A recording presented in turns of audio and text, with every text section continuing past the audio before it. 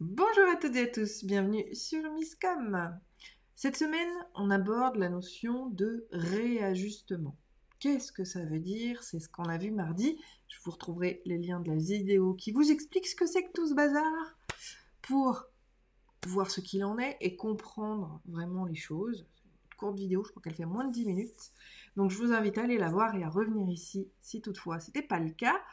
Et aujourd'hui, on rentre un petit peu plus dans le détail sur comment réajuster ces actions de communication, puisque finalement, on a compris que c'était important de les analyser et de faire en sorte que oui, on a compris l'intérêt et l'importance de les réajuster. Et puis, aujourd'hui, on va voir comment réajuster ces actions. Mais pour l'heure, pour ceux qui me découvriraient dans cette vidéo, salut à tous, je suis Claire Négrier, aka Misscom, et depuis 2000, je sais plus, peut-être 18, début 2010, janvier 2018, on se retrouve en vidéo pour vous proposer des sujets qui vont éduquer votre conscience marketing parce que c'est ultra important pour votre développement et parce que depuis 2012, moi, j'accompagne les entrepreneurs à communiquer de manière unique, éthique, authentique et surtout efficace. J'en ai marre que vous perdiez votre temps à faire des choses qui ne servent à rien. L'idée, c'est vraiment de développer votre entreprise. Donc, je les aide à communiquer efficacement pour attirer les bons clients. Donc, si ça vous parle, n'hésitez pas à nous rejoindre sur le laboratoire, le Marketing Lab, qui est le laboratoire pour tester vos actions, votre com, etc. Et où vous trouverez du soutien de l'humain et tout ce qu'il faut. Et donc, cette semaine, on aborde la notion de réajustement.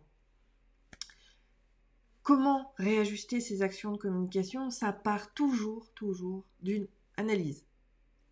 C'est ce qu'on a vu. Donc, on va analyser et c'est à partir de ces analyses-là que l'on va commencer à réajuster. Donc, première étape, l'analyse. On voit de manière stratégique ce qui marche et ce qui ne marche pas. Est-ce que l'objectif est atteint? Encore une fois, c'est pas tout noir ou tout blanc, c'est pas raté ou réussi, c'est souvent entre deux. Mais si j'ai un curseur entre raté et réussi, où est-ce que je me situe? C'est là qu'on va pouvoir évaluer une action de com principalement. Et pour les réajuster, on va agir sur nos 3 autres piliers stratégiques qui sont, je vous le rappelle, la cible, le message et la sélection média. On va bien sûr donc analyser le message. Qu'est-ce qui a l'air de marcher? Qu'est-ce qui a l'air de ne pas marcher? Un des outils pour analyser si c'est le message, c'est qu'on va faire de la B-testing. On va proposer différents messages de manière complètement aléatoire pour voir lesquels agissent ou réagissent le mieux. Le message n'est pas forcément celui qu'on va corriger en premier, puisque on va d'abord, mais je le reprends dans l'ordre stratégique, mais on va d'abord aussi savoir si on colle à notre audience. Est-ce que notre audience est vraiment là où on a diffusé notre message? Est-ce qu'elle est là au moment où on a diffusé notre message? À quelle heure a été vu notre message? Ça, c'est toutes les statistiques, notamment si on reprend les réseaux sociaux ou Google Analytics pour pas le citer. C'est là qu'on va trouver ces informations. C'est là qu'on va pouvoir savoir quand est-ce que les gens nous ont vus, à quel moment, pourquoi, comment. Est-ce que ça a été court? Est-ce que ça a été le temps de visionnage, notamment pour les vidéos par exemple? Combien de temps les gens sont restés sur votre vidéo? C'est essentiel pour réajuster. C'est aussi pour ça que moi, sur Misscom, j'ai réajusté. Au début, on avait des vidéos qui étaient très très longues, qui pouvaient faire jusqu'à 45 minutes. Et puis progressivement, à la fois par rapport à tous ceux et celles qui sont en direct, et également toutes celles qui regardent sur YouTube, je me suis aperçue que les durées de visionnage étaient courtes parce que le monde a de moins en moins de temps, veut toujours tout de suite. On est dans un monde où ça doit être efficace, justement. Donc plus ça va, plus je réduis moi-même mes interventions, non pas pour diminuer la qualité, mais pour pouvoir offrir un contenu qui convient au timing de mes viewers, voilà, que vous êtes. Je réduis mes vidéos et j'essaye de faire pas plus de 10 minutes parce que, avec les statistiques, je me suis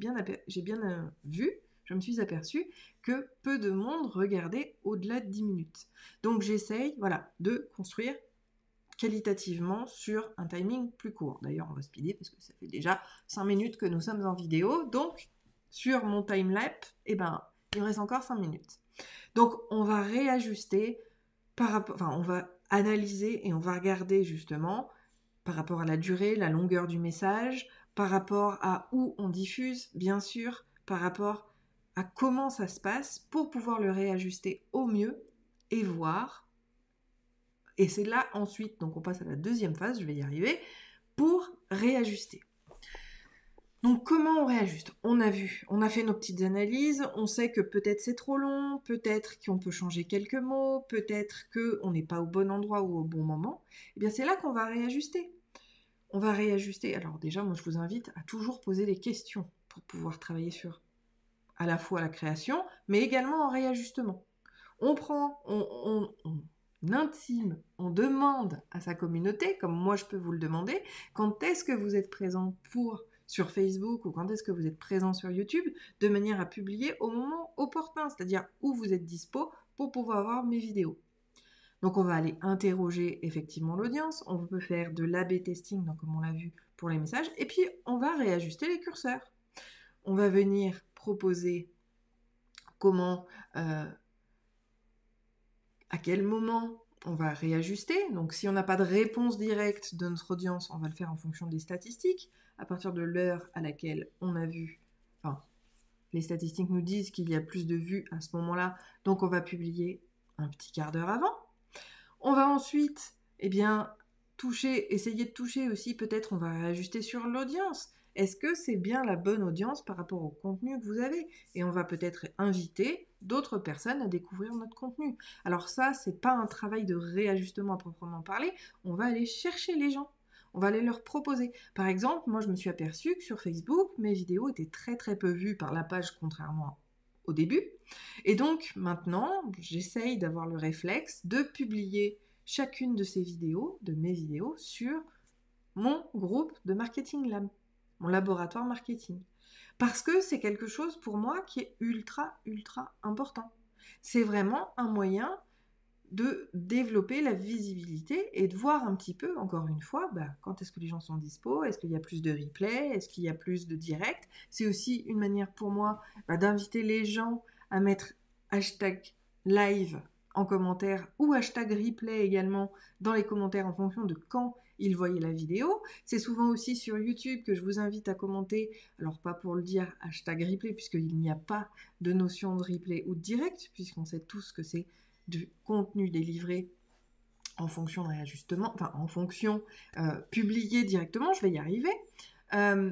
Et oui, on va réajuster comme ça les différents éléments pour pouvoir gérer les choses au mieux par rapport à son action. Et donc on va toujours réajuster en fonction des différents curseurs. Encore une fois, c'est vraiment mon mot depuis 2022, cette notion de curseur. Et là, c'est pas par rapport à vous, c'est vraiment par rapport à votre audience. Comment elle va réagir, comment elle est disponible. Et encore une fois, on vient corriger ses actions. Cette correction d'action n'est pas instantanée, encore une fois. Et puis on peut corriger, encore une fois, plusieurs fois. On va adapter. Et forcément, l'adaptation intègre une espèce de phase de test, d'accord? À chaque fois que vous allez corriger quelque chose, vous retestez. Donc il faut à nouveau laisser le temps à l'action de faire son effet. Si on a vu qu'il y a plusieurs éléments à corriger en même temps, on va les faire tout en même temps, mais après on va les laisser avec un certain laps de temps, d'accord? Sur les réseaux sociaux, par exemple, si vous corrigez quelque chose, si vous lancez quelque chose de nouveau, vous ne changez plus pendant au moins 90 jours. Ne prenez jamais les statistiques inférieures à 90 jours parce que sinon elles ne seraient pas assez éclairées et objectives par rapport à la situation. Pour les vidéos, c'est un peu la même chose. Pour YouTube notamment, là on est plutôt sur une période de 6 mois à 1 an parce que vous avez besoin de créer de nouvelles habitudes, d'avoir le temps de ces réactions parce que on est tributaire des algorithmes sur Internet. Même si, sur votre site internet à vous, ce serait différent, mais on est quand même tributaire de Google et de son référencement. Donc, laissez absolument ce temps-là pour pouvoir réajuster au mieux, mais faites-le. C'est quand même important de faire le point. C'est pour ça que faites le point tous les semestres, tous les 6 mois ou chaque année pour pouvoir réajuster au mieux. Et encore une fois, après, on a aussi l'action en elle-même. Je pense aux plaquettes, par exemple. Si vous voyez que vos clients n'arrivent jamais par le biais de vos plaquettes, si vous voyez que le nombre de plaquettes là où vous les avez déposées ne sont pas ne partent pas, qu'ils restent standards, qu'ils restent le même, alors vous devez peut-être changer simplement la visibilité de vos plaquettes dans le lieu ou changer de lieu tout simplement. On le fait aussi sur le hors-ligne. Bref, c'est bien assez long pour aujourd'hui. Si vous avez toutes questions, je vous invite à les poser et on y répond dans le Marketing Lab tous les vendredis. Donc, n'hésitez pas. Je vous souhaite une très bonne journée, un très bon appétit et je vous dis au prochain sujet. Ciao!